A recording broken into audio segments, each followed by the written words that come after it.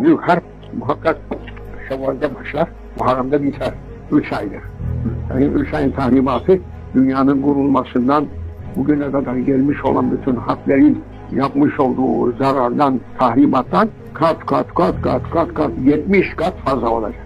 Gerek ervah cihetinden, insanların ölümünden, yıkımından hepsi topyekun olmuş olan muharebelerden 70 defa fazla olacak.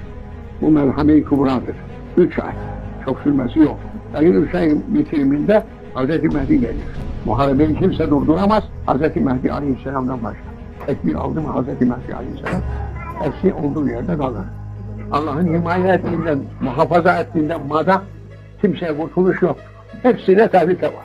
Bütün insanlar tehlikenin altındadır. Ancak Cenab-ı Hakk'ın koyacaklarının isimleri yazılmış. Onların üzerine melaike de tayin olur. Onları gözetir. Geleni geri çevirir.